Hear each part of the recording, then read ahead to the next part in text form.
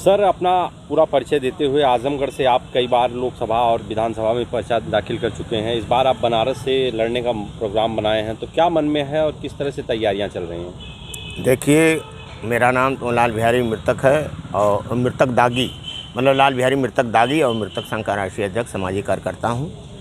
और मैं तो आप जान ही रहे हैं कि 18 साल मृतक रहा। 40 साल के बाद मुझे ज़मीन वापस हुई, लेकिन न्याय नहीं मिला। हमारे तरफ से कई हज़ार लोग हैं जो पीड़ित हैं। तो मैं मृतक संघ के तत्वाधान में मैं स्वयं वाराणसी से चुनाव लड़ने जा रहा हूं, और सदर आजमगढ़ से राम बच्चन राजभर हैं, वो भी चुनाव लड़ेंगे, क्योंकि वो भी 35 वर्ष 36 वर्ष से ज़मीन से पीड़ित हैं।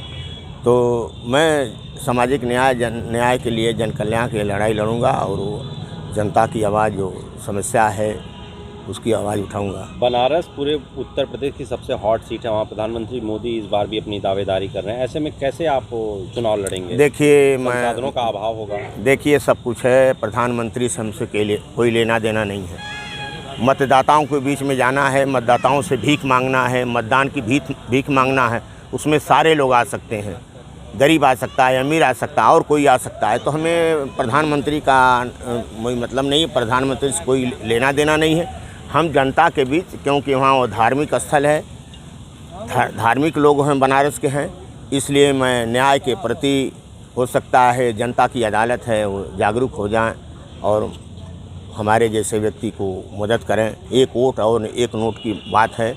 तो मैं अब वहाँ जाऊँगा तो फिर पता चलेगा कि क्या हमें न्याय मिलता है कि नहीं मिलता, हमें भीख मिलती है कि नहीं मिलती है, हमें मतदान मिलता है कि तो नहीं। आप प्रधानमंत्री को नुकसान क्यों पहुंचाने जा रहे हैं? वहाँ से इंडिया गठबंधन तो लड़ ही रहा है, ऐसे में आप भी जाएंगे, तमाम इस तरह की योजनाएं चल रही, प्रधानमंत्री जन कल्याणकारी योजना, आप जाएंगे तो कुछ ना कुछ वोट ही काटेंगे किसी ना किसी पार्टी का, तो नुकसान पहुँचाने का काम आप करेंगे।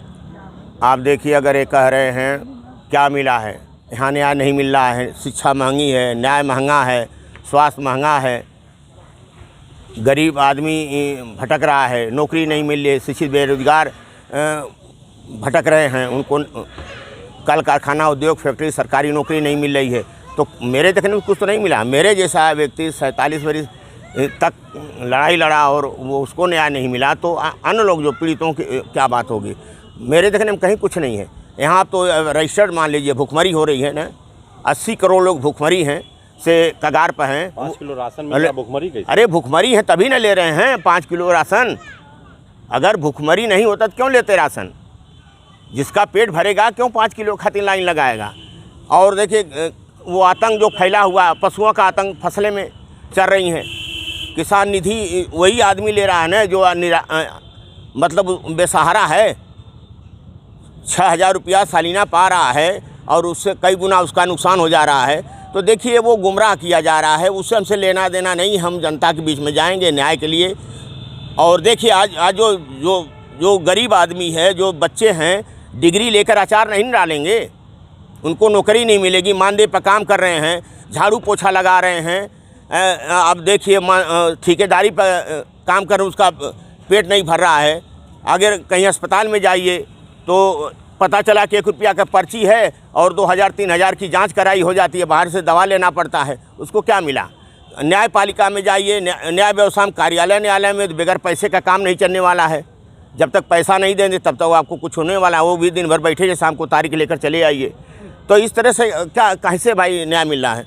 मोदी जी के संसदीय क्षेत्र में आप जा रहे हैं चुनाव लड़ने, तो बाहरी का भी तो सामना करने, आजमगढ़ से जाके आप बनारस में देखिए, हम मोदी जी की क्यों बात कर रहे हैं? मोदी से उनका क्षेत्र तो है नहीं, वो तो बनारस का क्षेत्र है, बनारस की जनता है। तो भारत में कहीं भी कोई व्यक्ति लड़ सकता है।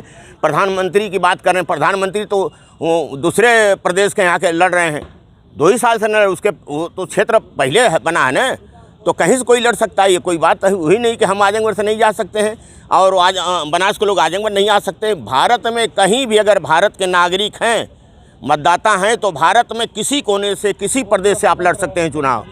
तो आप प्रधानमंत्री की बार बार क्यों बात करते? प्रधानमंत्री से हमसे क्या लेना देना? इतनी हॉट सीट है, देश की सबसे, प्रधानमंत्री वहाँ से हैं, तो बात तो उनकी करनी ही पड़ेगी।